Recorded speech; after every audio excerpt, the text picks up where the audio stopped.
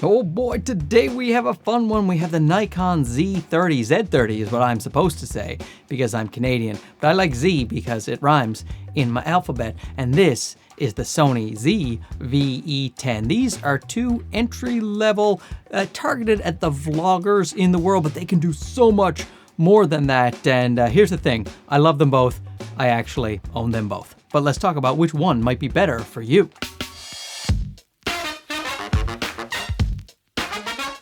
Oh, and thanks to Camera Canada for loaning over this Canon R5C. This has been a lot of fun to test out. I will do a video on that coming up soon. So this video will be about video. I will do another video about photos. So comparing the Nikon Z30 to the ZV-E10 in photo quality. Now, both can take fantastic photos. I find the Nikon is a bit better to take photos with, but we'll do another photo video. So I'm going to show you some side-by-side comparisons of footage, and then I will talk about the pros and cons of each of the cameras. But let's start right away with the auto settings, because these are targeted. They keep talking about beginners. Now see, I think that that's a bit misleading because you still have to learn how to use a camera when you're using these two. They're they're interchangeable lens cameras, and the sky is the limit in terms of quality that you can get from these guys. You can make them very professional workhorses for you depending on your circumstance. But of course, a lot of new people will be buying these because of the price point. So let's show you in all auto mode, and then we'll get progressively better from there. So this is the all auto modes for both cameras. Right here we have the Nikon, and here we have the Sony ZV-E10. The ZV-E10 is doing a sensible 1/50 shutter speed with an f3.5, which is the best the kit lens can do. The Nikon, while it looks better in the screen to my eyes, is doing a 1/25 shutter speed with an f7.1. So hopefully in a firmware update, they can figure out that they shouldn't put their shutter speed less than 1/50 when you're shooting video, because it creates that, look at that static, that weird blurry thing. See the Sony normal motion blur. That's too slow of a shutter speed on the Nikon, but still the image looks pretty good. This is just what you're going to get if you take it out of the box, put it in auto settings, and press record like you would use a smartphone or something like that. But we can do a lot better than that, even with the kit lenses. Let's switch over to some manual settings. Okay, so now this is still with the kit lenses, but it is manual settings, and my shutter speed is correct, my exposure is correct, and I'm using a Paul Leeming corrective LUT to make sure my colors are correct. I'm using it on both cameras, the Paul Leeming corrective LUT, and as you can see, the image, at least in my opinion, is far better than the auto standard settings coming straight out of the cameras. But we can still do better than this. What if we put a fancier lens on? It's actually a pretty affordable lens, but it's a Viltrox 13mm f1.4 that is available for both the Nikon camera and the Sony camera as well. I happen to have two copies right here. Let's check it out. And now we have the fancier f1.4 from Viltrox, the 13mm, great focal length for vlogging, which these cameras are designed to do. At least that's what the marketing says. And here we have the Sony, same lens. Look at this image quality. You cannot complain about either camera for image quality when you put on some decent glass. I am really happy with the images that I get out of both cameras. That is why I purchased both cameras, huh? Looks pretty good. I mean, I know it's me in the frame, but picture someone maybe not as handsome as me. They'd still look better than usual.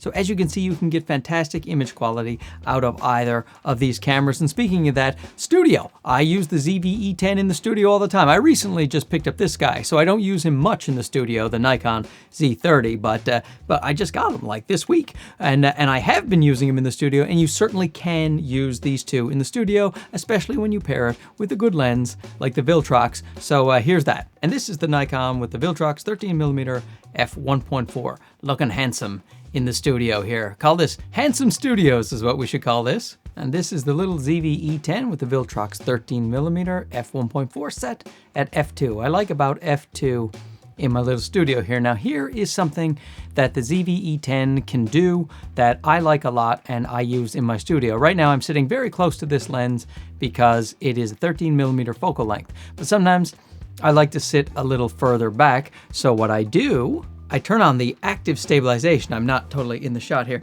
It's a cropping in on the sensor, so you still get full 4K readout. I almost lost my little color checker, but I get effectively extra length out of my lenses. If, let's say, I can't move my camera, I can't bring the camera closer to me, well then I can just crop in. And so, for instance, I like to use the 16mm f1.4 from Sigma a lot, and that gives me about a 24mm in my studio, but where I have my tripod up, it's more about a 36mm would be better, so I put on the active steady shot. Boom, there you go, 35mm full frame equivalent focal length. Now the Nikon does crop in a little bit, but it's only about 10%, so this is just something I like to use personally, so I figured I'd tell you about it. And as you can see, you can punch in a little bit, but not that much. So the ZV-E10 is great for punching in, bad for outside when you want to vlog and it punches in too much.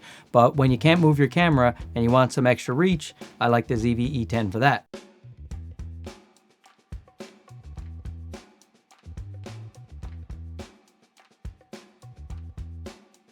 Now these things are great for the content creator, and as content creators, we like to put them on selfie sticks and walk around and point them at our dumb faces and talk about our dumb things. So let's see that in action. Okay, so this is lens stabilization, ZV-E10 and the Nikon Z30.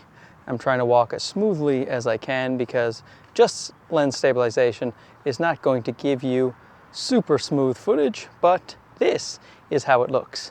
Now let's use some electronic stabilization. Now here you can see both have cropped in, but the ZV-E10 has cropped in much further, and both stabilization should be a bit better now with electronic in. I find the Nikon does wobble a little in the corners when you put on the electronic stabilization, but let's see how it looks right now comparing the ZV-E10 and the Nikon. But let's say you're using a lens like this fantastic Viltrox 13mm that does not have lens stabilization. How does the stabilization look if you just use the electronic in the Nikon or just the electronic in the Sony? Obviously the Sony is cropping in further, but I will use Catalyst Browse in a second. But this is what you can expect to see with a non-stabilized lens, just the electronic stabilization. Oops, someone's coming up behind me. Pick up the pace. Pick up the pace. And this is Catalyst Browse. As you can see, very smooth because I just ran it through the program. It's a free program from Sony because the camera records gyroscopic data. You can then use that to make gimbal-like footage at very minimal crop. 10% is what I use. The Nikon, we are still over using the electronic stabilization because it's the best I can do. Someone's coming. It's children. And I'm still walking very carefully, and that is mostly for the Nikon's benefit, because I could pick up the pace a little bit, and you'll see the Nikon is shaking around a nice bit, but the Sony remains quite stable because of the gyro data. So as far as it goes, if you're not going to use Catalyst Browse, you are going to get a wider field of view with the stability on the Nikon. However, that cropped mode looks a little more stable to my eyes. So, you know, pick your poison. Or you could be like me and use Catalyst Browse all the time, which I like doing. Now, both of these cameras are great in low light. I did a test with these cameras against the R7 actually and the R10 from Canon. So here's that.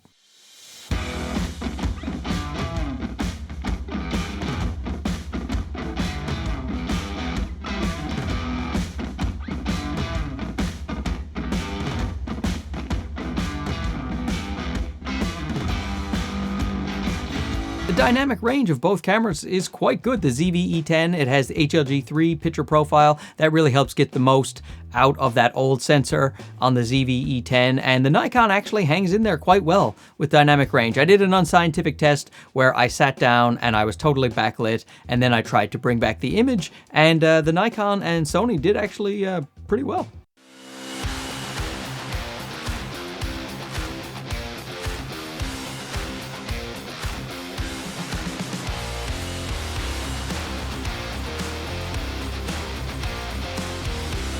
And a rolling shutter test. Let's take a look at that.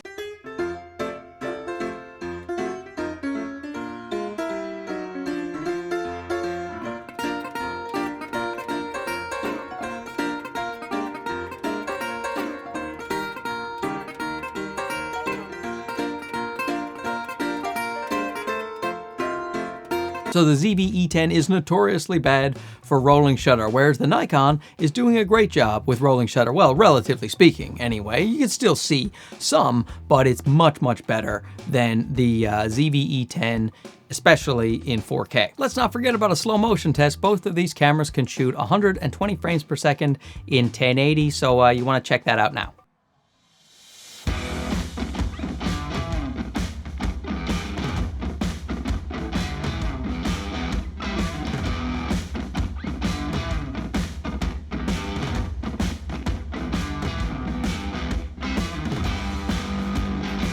And speaking of 1080, here's a little 1080 footage from both cameras in case you want to use them that way.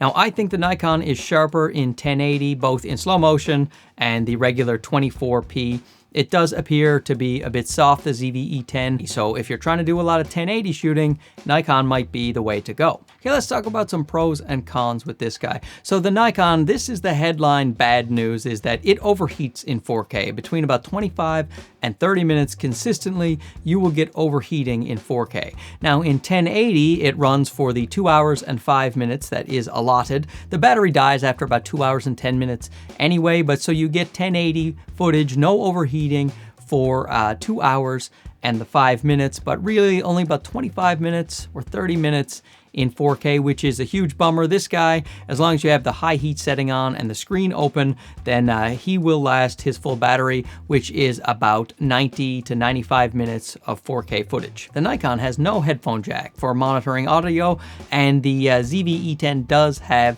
a headphone jack. There is no shutter priority mode in video in the Nikon, but there is a shutter priority mode in the Sony. It has a 20 megapixel sensor versus a 24 megapixel sensor. That's not really that much of a drawback unless you're doing some really heavy cropping or you're printing huge. You're probably not going to notice the difference, and this thing does take wonderful pictures, but I'm going to list it anyway. The zebras are not traditional zebras. This one just goes, from 0 to 100, so if your zebras are 70, that's 70 IRE, whereas this guy is not using that same scale. Now you can figure it out, and I'll do a video on it, equating the zebras on this to the zebras on other cameras and monitors and things like that. But still, it's annoying to have these zebras. The stabilization is not great on either camera, but the Sony has the option of Catalyst Browse, the gyro data, and I think that is a big win for at least me. Now, while the Nikon does give you a clean readout over HDMI if you want to monitor it, you can't do an overlay of your settings, so the Sony, you can do that. So a lot of people want to see their settings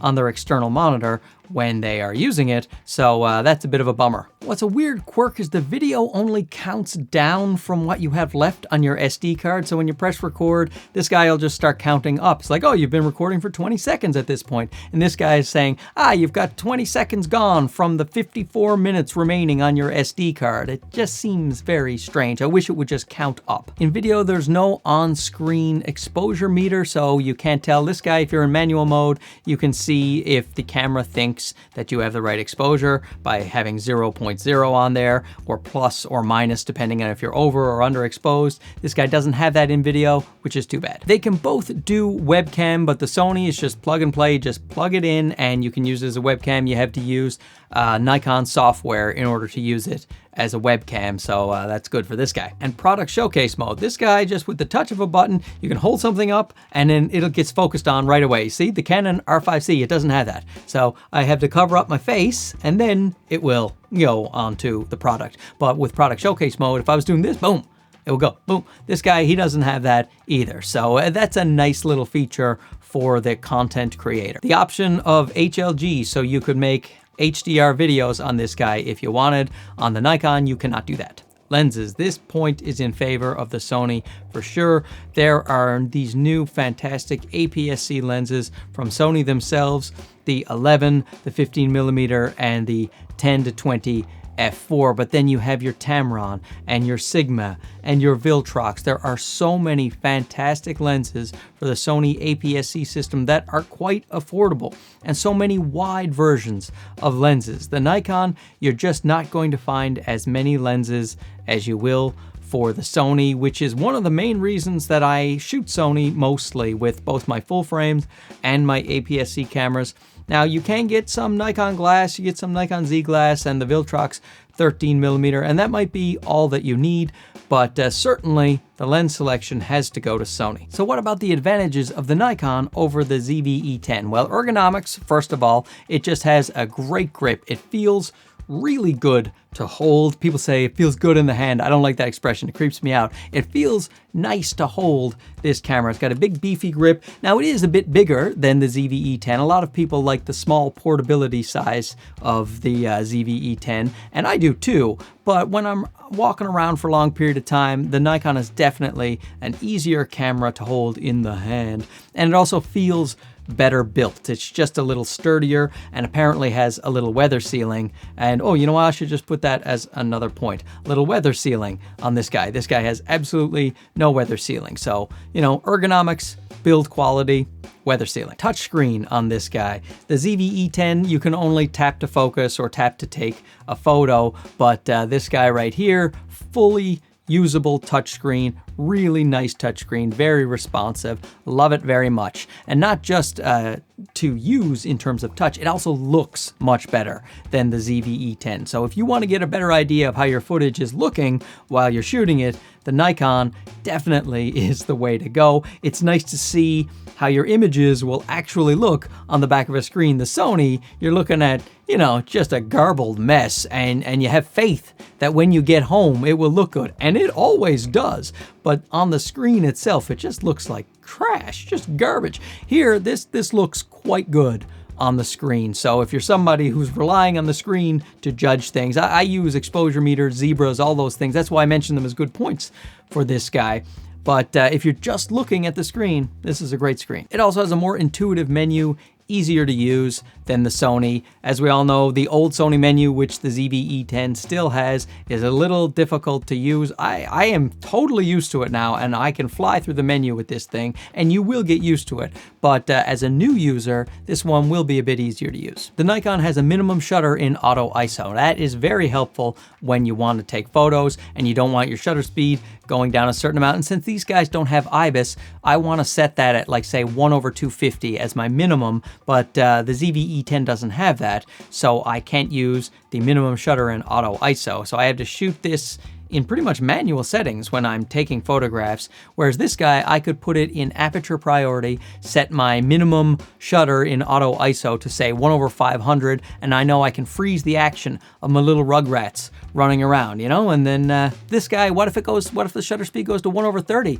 and then all my rugrats are blurry? Rolling shutter. This guy is really good for rolling shutter, and this guy is really bad for rolling shutter. So if that is a concern of yours, if you are shooting race cars or people who on bicycles that are going fast, or you're doing a lot of whips and pans, you are not going to like the results you're getting from the ZV-E10, but the Nikon does very well with rolling shutter even in 4K. Now those are some broad strokes of these two cameras. There is a lot that they can do, and if I've left something out that's important to you, put it in the comments and let everybody know about it. I can't go over every single minute detail of these two guys, or this video would be hours and hours long. I will do other videos featuring these two cameras, so be sure to subscribe and, you know, like, hit the bell, all that other nonsense. Appreciate you watching. We'll talk to you again soon. Okay, bye-bye. See that couple there?